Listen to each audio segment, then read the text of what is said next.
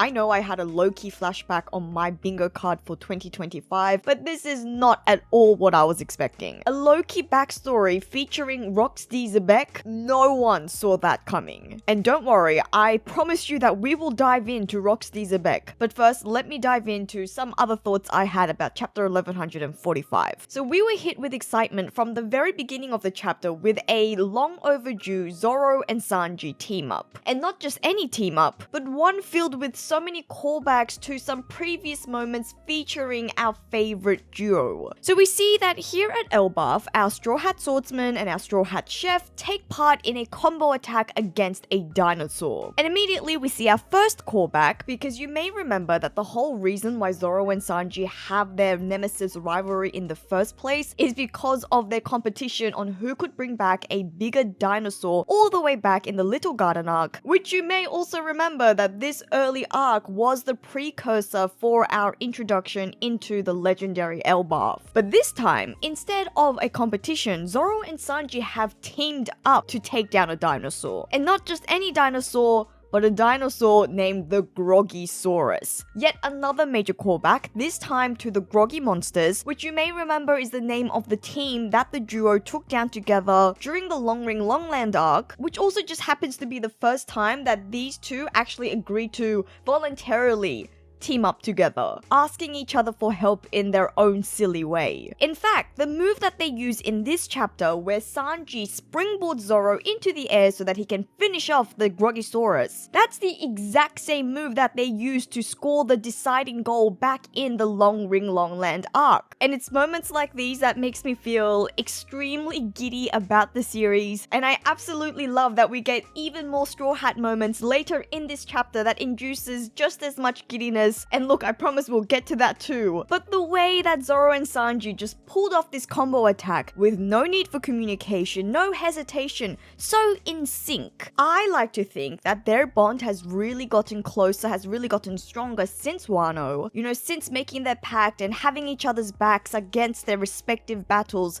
against King and Queen at Onigashima. It's just great character development seeing them team up and defeat a creature together, especially because one could argue that they probably could have each defeated the dinosaur on their own, but doing it together means doing it much faster. Because remember, if Zoro and Sanji decide to team up, they make for an unstoppable duo where they only need 10 seconds to get the job done. Which of course is my own callback to one of my favorite panels featuring these two. I've always said that I'm really looking forward to more Zoro and Sanji moments here at Elbaf, specifically because, again, their love-hate relationship started at Little Garden. And look, when I said that, I really meant more of this silly arguing and them trying to one-up each other, which, look, we did actually get a little bit of in this chapter as well, because, I mean, their relationship would not be the same if there wasn't a healthy amount of name-calling. So Zoro, in fact, does actually bring us back to their original competition, bragging that he was the one to have felled this ginormous dinosaur. And Sanji's insult that we got in response was very original, very hilarious. Correct me if I'm wrong, but broccoli is a new one. And Sanji's delivery of the line, you know, feeding him that backhanded compliment was just truly chef's kiss. A head of broccoli graciously dancing mid-air. It's even funnier because Zoro actually has an attack named Bird Dance, and I'm never gonna be able to look at that attack the same. And I like to think that Zoro's always going to remember that too. And you know what? It wasn't just Zoro and Sanji. The entire monster trio was serving us real comedy this chapter. Luffy definitely had me chuckling with all of this torture gag against poor Loki. And seeing Loki go through this treatment, I can't help but feel that this only further cements my belief that Loki is not a villain. Luffy is straight up hilariously torturing this man, regardless of whether he means to or not. And the effect that it's having on Loki's characterization, or at least how I perceive him, it's just such a far cry from Loki's initial badass intro and the aura farming that he was doing earlier in this arc. Which isn't to say that villains haven't been used for comedy in the series before, but still, I think you know what I mean. Especially after the other big lore reveal concerning Loki in this chapter. I'm sure he's a very sympathetic character, but again, we'll get to that later. But before we do that, If you're not subscribed to this channel, then please do subscribe so that you don't miss out on more One Piece discussions. Also so that you can help out a fellow One Piece fan to get to 100,000 subscribers. I'd really appreciate it. Okay, some other things I want to get through first. So we did see a very small glimpse of Gabban joining in the action this chapter, but rather than what we saw, it's really his dialogue that has me feeling very excited. Gabban seemed very keen to fight this imaginary nightmare Loki copy in this chapter, and he mentions that this clone doesn't hold a candle to the real deal, and that has me thinking that surely Gabban and Loki must have clashed in the past. Even more impressively, Gabban did sense the Holy Knights with his observation haki, which is something that I mentioned after chapter 1144. And now that Gunko has moved to the Straw Hats, I do think that this is paving the way, or at least getting us closer to a Gabban versus Summers matchup, which is also something that I have mentioned time and time again in the past, because I am very much anticipating a battle between the veterans with their clashing ideals of love on the line. I have also mentioned a number of times now that the Straw Hats seem to be getting a bit more of a focus, and we see that here with Jinbe coming in to save the day and put out the fire just in time to save the children. If you've been in the JoyFleet for a while now, you will know that the Straw Hats is one of the main things that I love the most about One Piece. They are collectively my favorite character, and I love to see more of them. And look, as we got deeper and deeper into the series, we lost our focus on the Straw Hats because of the big names and the big crews that we were being introduced to. And as much as these new figures were very exciting and very impressive, I've always wished that their chance or their moment to shine didn't have to be at the expense of our original crew. So I love that Elbaf is delivering on these moments, and especially now with Jinbe as our newest recruit, he is getting his chance to shine. Very wholesome to see his Nakama being very proud. Even Chopper and Robin, who weren't even there to actually witness his moves, they just knew that it was one of theirs. Real heartwarming stuff. I almost forgot to mention that we actually get a quasi-Nami moment with the recognition that Zeus is a high-ranking homie. It's such a great reminder of how far the Straw Hats have come when Nami, who is not even one of the crew's combatants, has a lackey, has a #1 fan, according to Zeus's words, that is the former homie of a former Yonko. But of course, the chapter can't be all butterflies and rainbows, so we do get some real danger with the ending, Gunko stepping on board the ship. And the Straw Hats get their first interaction with a Holy Knights member. So like I've said in the past, with Shamrock leaving Elbaf, it does seem like Gunko is the central Holy Knights member of this arc, and that seems to be becoming more and more the case. I'm really excited to see how the Straw Hats are going to function and work as a crew to deal with Gunko, because Gunko has a very tricky Devil Fruit power. Definitely seeming like a team matchup, which is very exciting, although of course, maybe Gunko doesn't actually want to engage in battle with the Straw Hats because of her bias, the Soul King Brook. Or maybe, who knows, maybe she's actually even just using this interaction to actually see Brook up close. In all seriousness, seeing Gunko at the bow of the ship, at the head of the ship, I couldn't help but be reminded of our initial introduction to Miss All Sunday. Robin, when she first met the Straw Hats, she also ambushed them in their ship, seemingly a villain at the time, and we all know how that relationship turned out. And I don't want to sound like a broken record,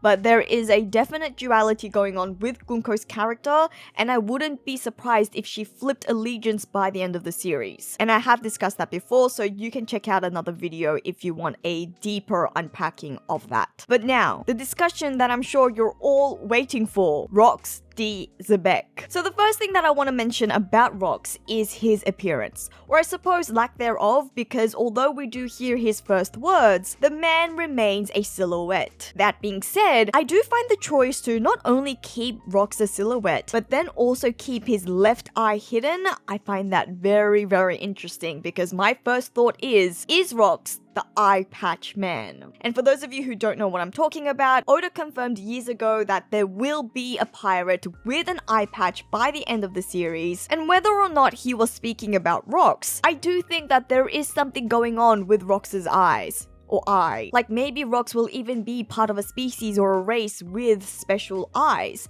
especially because race has been a low-key but very important theme in Elbaf, and we were also very recently introduced to the existence, or at least the idea of the Dozundara hybrid race. Who knows, maybe the Dozundara are going to be a special type of humans with special eyes. We have other hybrid races where, the Buccaneers is a big human slash giant, the long limb tribes as humans with longer limbs, and so on and so forth. So maybe the Dozundara are humans with special eyes. And maybe I'm overthinking this because the eye that we actually did see in this chapter sort of looks like Imu's, but I do think there is a reason why Oda keeps hiding one eye consistently. And because we have only seen a silhouette, I think we know better than to trust Oda's silhouettes by now. We got burned with Kaido, and then again much more recently with Loki. So until we see Rox's full appearance, we can't make any judgments, but we can definitely speculate. So let me know your thoughts by leaving a comment below. In the meantime, we find out that just as Luffy had Shanks, Loki had Rox D. Xebec. I mean, come on, that is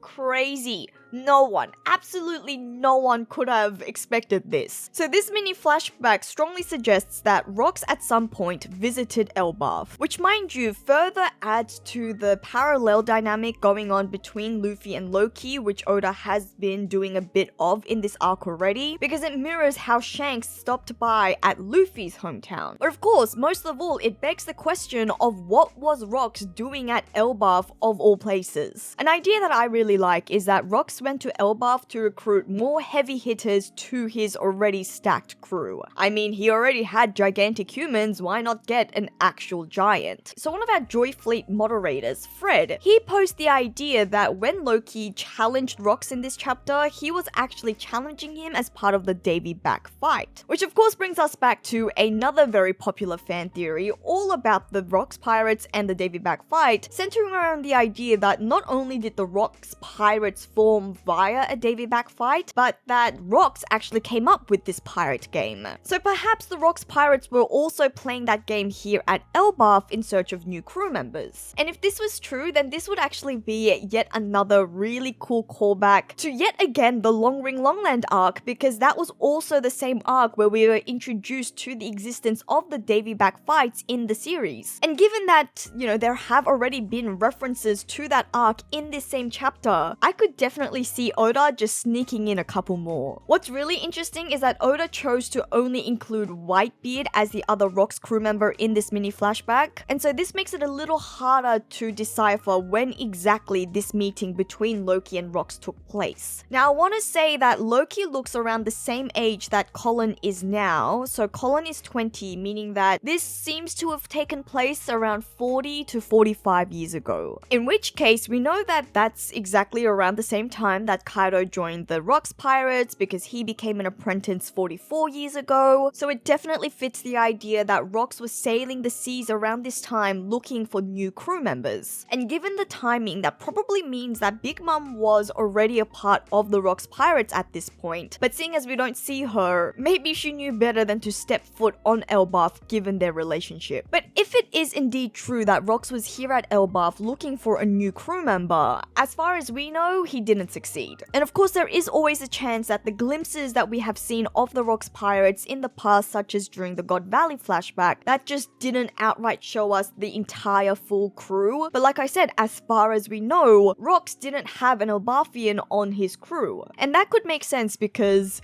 maybe no Elbafian would agree to join a crew where he or she would have to become Nakama with the likes of sworn enemy number 1 Big Mom. But there could also be other relevant factors to consider as well as to why there is no Elbafian or why Rox didn't succeed getting an Elbafian on his crew. For example, King Harold at this point had already begun his reformation of Elbaf into a peaceful nation, so perhaps it was unlawful or perhaps it was just heavily frowned upon and against their current current culture at the time to join Rocks, because Rocks definitely represents the more rougher, brutal side of piracy. Which then of course brings us to the relationship between Loki and Rocks. I'm sure you would agree that the extreme tough love that Rocks showed Loki, I don't even know if you can call it tough love at this point, that is very, very different to the endearing teasing that we saw between Shanks and Luffy. I mean, yeah, the Elbathians are tough, they're giants, but come on, Rocks straight up stabbed a kid.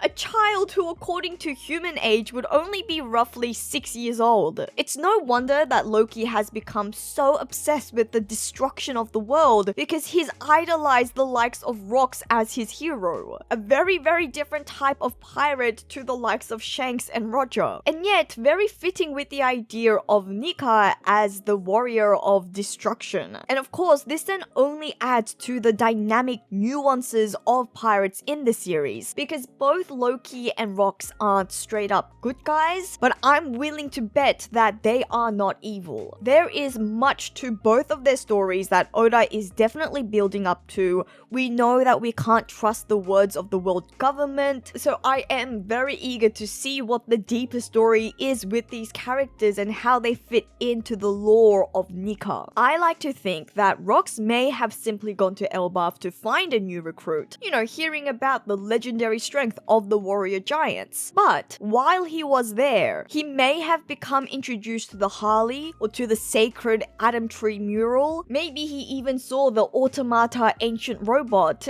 and I like to think that this may be what drove him to start unearthing the world's secrets, the world's taboos according to the world government. It's possible that Rocks may really have been only interested in strength and becoming the world's strongest pirate crew initially, but it was his trip to Elbaf that really opened his eyes and paved a new path to where he gained a new purpose in trying to actually uncover the secrets that the world government was trying to keep hidden. Now, of course, if it's the other way around, and if Rocks actually intentionally went to Elbaf knowing that it housed more answers, more lore, then this begs the question of who told Rocks, who inspired Rocks. And now that's part of a broader question I have on the figures throughout history that have kept the flame alive. You know, if Shanks inspired Luffy and Roger inspired Shanks, then who inspired Roger, who inspired Rocks? And I have discussed this before in another video of mine, so feel free to check that out. But in the meantime, regardless of which order it happened, you know, the chicken or the egg, there is no way that Rocks being connected to Elbaf, having been to Elbaf, that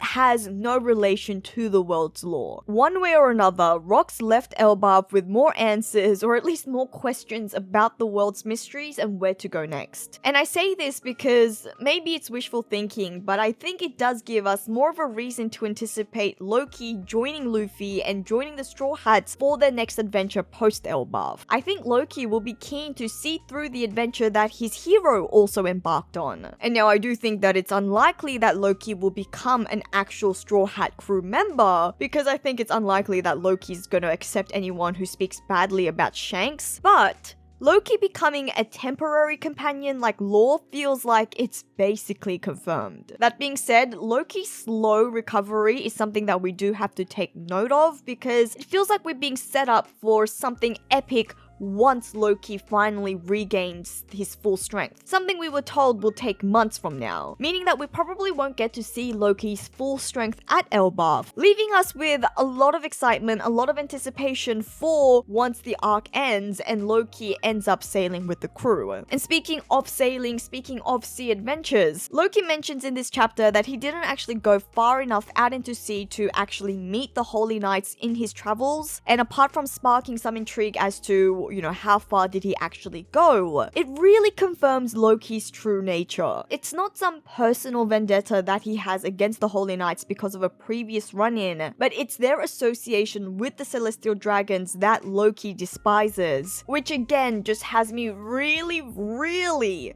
in my heart of hearts believing that Loki is not a villain here. And I have discussed my thoughts on Loki, on his innocence, what really went down at length, so make sure to check out those videos because we have a chapter break next week, but don't worry, I will be here to fill your One Piece void. But in the meantime, let me know what you thought about this chapter by leaving a comment below. I personally thought this was yet again a very, very solid chapter. Yet again, new surprises, new twists that we certainly did not expect. So I'm gonna have to give it an 8.5. But again, you can let me know what you think by leaving a comment below. Please do subscribe to the channel so that we can continue discussing One Piece even as we enter a One Piece break. You can also support the channel further by becoming a Patreon or channel member like these wonderful, wonderful people. But as always, thank you so much for listening to another one of my ramblings. This is JoyGirl, and I'll see you again soon.